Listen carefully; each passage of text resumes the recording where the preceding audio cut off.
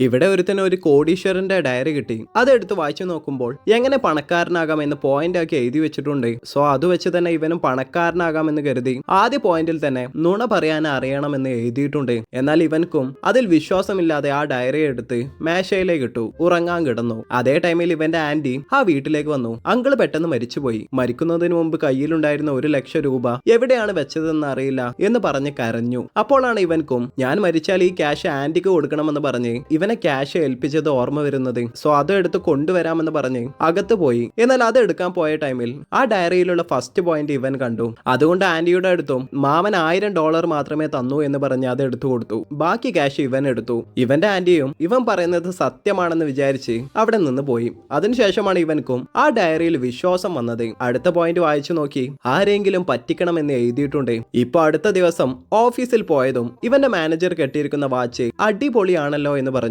Manager ഈ വാച്ചെല്ലാം നിന്നെ കൊണ്ട് ഈ ജന്മത്തിൽ പോലും വാങ്ങാൻ കഴിയില്ല എന്ന് പറഞ്ഞ് കളിയാക്കി പോയി. അത് കണ്ടത് ഇവൻക്ക് ദേഷ്യം വന്നു. അതിലുള്ള അടുത്ത പോയിന്റ് വായിച്ചു നോക്കി ഒരു പുലിയുടെ പവർ തീർക്കാൻ സിംഹത്തെ യൂസ് ചെയ്യണമെന്ന് എഴുതിയിട്ടുണ്ട്. ഇവൻക്ക് ഒരു ഐഡിയ കിട്ടി. അതിനായി ഇവന്റെ ബോസ് ഓഫീസിൽ വരുന്നത് വരെയും നോക്കി നിന്നു. മാനേജറിന്റെ അടുത്ത് നിങ്ങൾ കെട്ടിയിരിക്കുന്ന വാച്ച് പോലെ ഒന്ന് എനിക്കും ബോസ് ഗിഫ്റ്റായി തന്നിരുന്നു, പക്ഷെ അത് കളഞ്ഞുപോയി. സപ്പോസ് നിങ്ങളുടെ കയ്യിലുള്ള വാച്ച് ബോസ് കണ്ടാൽ നിങ്ങൾ അത് അടിച്ചു മാറ്റിയതാകും എന്ന് വിചാരിക്കുമെന്ന് പറഞ്ഞു. അത് വിശ്വസിപ്പിക്കാനായി കണ്ണാടി റൂമിന് പുറത്ത് നിൽക്കുന്ന ബോസിന്റെ അടുത്ത് ടൈം എത്രയായി എന്ന് ചോദിച്ചു. ഉടനെ അയാളും നിന്റെ വാച്ചിന് എന്ത് പറ്റി എന്ന് കാണിച്ചു. അത് കണ്ണാടി റൂമിന്റെ അകത്തുള്ള മാനേജർ വിശ്വസിച്ച് ബോസ് കാണുന്നതിന് മുമ്പ് തന്നെ അയാളുടെ വാച്ച് തന്നെ അവന് ഗിഫ്റ്റായി കൊടുത്തു.